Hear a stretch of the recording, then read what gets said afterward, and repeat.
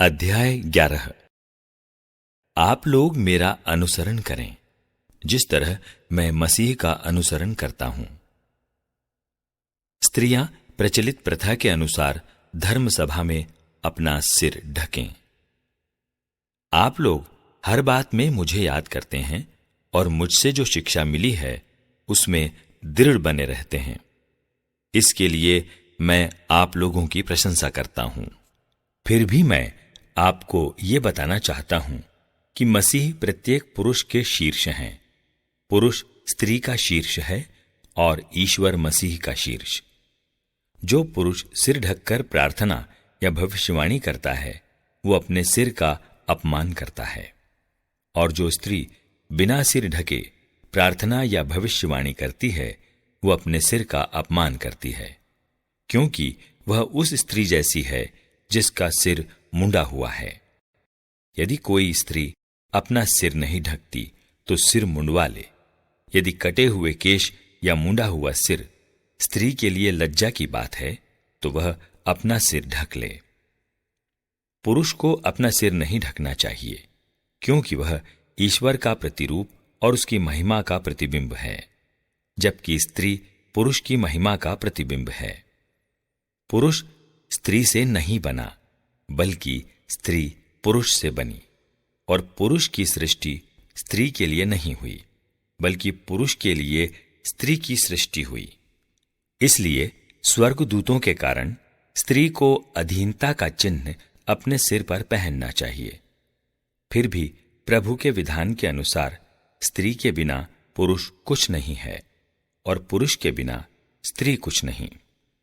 यदि पुरुष से स्त्री की सृष्टि हुई तो पुरुष का जन्म स्त्री से होता है, और सब कुछ का मूल स्रोत ईश्वर है।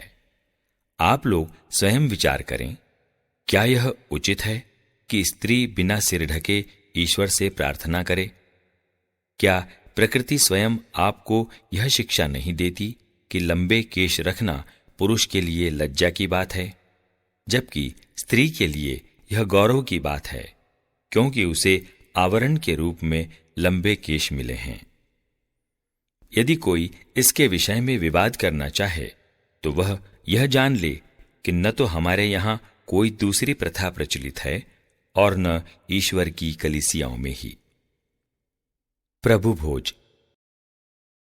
मैं ये आदेश देते हुए इस पर अपना असंतोष प्रकट करना चाहता हूं कि आपकी सभाओं से आपको लाभ से अधिक हानि होती है।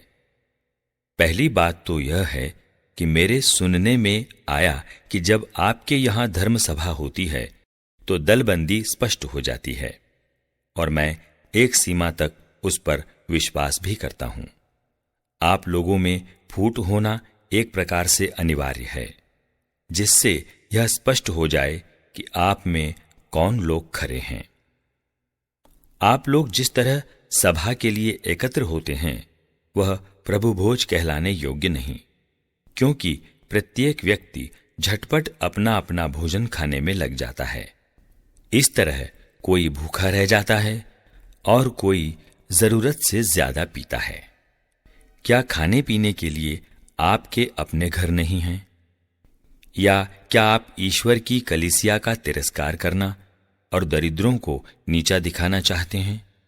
मैं आप लोगों से क्या कहूं? क्या मैं आपकी प्रशंसा करूं? मैं इस बात के लिए आपकी प्रशंसा नहीं कर सकता। मैंने प्रभु से सुना और आप लोगों को भी यही बताया कि जिस रात प्रभु ईसा पकड़वाए गए उन्होंने रोटी लेकर धन्यवाद की प्रार्थना पढ़ी और उसे तोड़कर कहा, यह मेरा शरीर है, यह तुम्हारे लिए है, यह मेरी स्मृति में किया करो। इसी प्रकार ब्यारी के बाद उन्होंने प्याला लेकर कहा, यह प्याला मेरे रक्त का नूतन विधान है। जब जब तुम उसमें से पियो तो यह मेरी स्मृति में किया करो। इस प्रकार जब जब आप लोग यह रोटी खाते और यह प्याला पीते हैं तो प्रभु के आने तक उनकी मृत्यु की घोषणा करते हैं। इसलिए जो अयोग्य रीति से वह रोटी खाता या प्रभु का प्याला पीता है वह प्रभु के शरीर और रक्त के विरुद्ध अपराध करता है। अपने अंतःकरण की परीक्षा करने के बाद ही मनुष्य वह रोटी खाए और वह प्याला पिए। जो प्रभु का शरीर पहचाने बिना खाता और पीता है, वो अपनी ही दंडाज्ञा खाता और पीता है। यही कारण है कि आप में बहुत से लोग रोगी और दुर्बल हैं और कुछ लोग मर गए हैं। यदि हम अपने अंतःकरण की परीक्षा करते तो हमें दंड नहीं दिया जाता, किंतु जब हमें प्रभु का दंड मिलता ही है तो यह हमारे सुधार के लिए है, जिससे हम संसार के दंड के भागी नहीं बने।